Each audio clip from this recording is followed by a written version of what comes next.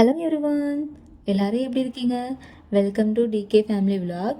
நம்ம இன்றைக்கி டேஸ்டியான மீன் குழம்பு எப்படி செய்கிறதுன்னு பார்க்கலாம். மார்னிங் எழுந்ததுமே முடிவு பண்ணியாச்சு மீன் குழம்பு செஞ்சிடலாம் அப்படின்னு. ஸோ என்னோடய ஹஸ்பண்ட் மீன் வாங்கிறதுக்காக மார்க்கெட் கிளம்பிட்டாங்க. நான் சைட் பை சைடாக மீன் குழம்புக்கு தேவையான எல்லா பொருளுமே ரெடி பண்ணி வச்சுட்டேன். ஸோ என்னோடய ஹஸ்பண்ட் வந்ததுக்கப்புறம் மீனை நல்லா க்ளீன் பண்ணி கொடுத்துட்டாங்க. இப்போ நம்ம சூப்பராக மீன் குழம்பு வச்சிடலாம் வாங்க. ஒரு பேன் எடுத்துக்கோங்க. பேன் நல்லா சூடானதுக்கப்புறம் நான் 5 டேபிள் ஸ்பூன் எண்ணெய் ஆட் பண்ணிக்கிறேன். அதுக்கப்புறம் கடுகு வெந்தயம் போட்டு நல்லா பொரிஞ்சு வந்ததுக்கப்புறம் கட் பண்ணி வச்சுருந்த 5 பச்சை மிளகாய் 15 பல் பூண்டு சேர்த்து நல்லா கலந்து விட்டுறேன். நெக்ஸ்ட்டு கருவேப்பிலை ஆட் பண்ணிக்கிறேன். அதுக்கப்புறம் உரித்து வச்சுருந்த சின்ன வெங்காயத்தை உள்ளே சேர்த்துக்கிறேன். சின்ன வெங்காயத்தையுமே நல்லா கலந்து விட்டுக்கோங்க. சின்ன வெங்காயம் பொன்னிறமாக வந்ததுக்கப்புறம் நான் பழுத்த தக்காளி பழமாக ஒரு 5 பழம் எடுத்து சின்ன சின்னதாக கட் பண்ணி அதையும் நான் உள்ளே சேர்த்துக்கிறேன்.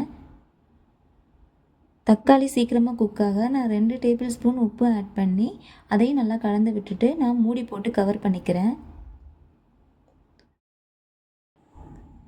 தக்காளி ஓரளவு நல்லாவே குக்காகி வந்திருக்கு. ஸோ அதை நல்லா கரண்டியால் மசிச்சு விட்டுருங்க. நெக்ஸ்ட்டு நான் யூஸ் பண்ணுற ஸ்பூனில் 3 டேபிள் ஸ்பூன் மல்லி பவுடரும் 1 டேபிள் ஸ்பூன் சில்லி பவுடரும் ஆட் பண்ணி நல்லா கலந்து விட்டுக்கிறேன். இந்த டைம் அடி பிடிக்கும். ஸோ நீங்கள் மீடியம் ஃப்ளேம் வச்சு குக் பண்ணுங்கள். அதுக்கு முன்னாடி நான் ஒரு பெரிய லெமன் சைஸ் அளவுள்ள புளியை ஆல்ரெடி கரைச்சி வச்சுருந்தேன். அதையும் உள்ளே சேர்த்து ஆட் பண்ணிக்கிறேன். அதுக்கப்புறம் கொஞ்சமாக உப்பு, தேவையான அளவு தண்ணீர் சேர்த்து மறுபடியும் ஒரு டைம் நல்லா கலந்து விட்டுட்டேன். இந்த டைமில் உங்களுக்கு தேவையான அளவு உப்பு, புளி, காரம் எல்லாமே கரெக்டாக இருக்கான்னு செக் பண்ணிவிட்டு அதுக்கப்புறம் ஒரு மூடி போட்டு கவர் பண்ணிடுங்க. நம்மளோட மீன் குழம்பு சூப்பராகவே கொதிச்சிருச்சு. ஸோ இந்த டைமில் நம்ம வாஷ் பண்ணி வச்சுருந்த மீனை 1 பை 1 ஆட் பண்ணிக்கலாம். இந்த மீன் எங்கள் ஊரில் வந்து நகர மீன் அப்படின்னு சொல்லுவாங்க. இந்த மீனில் நம்ம குழம்பு வைக்கும்போது குழம்புமே ரொம்ப டேஸ்டியாகவும் இருக்கும்.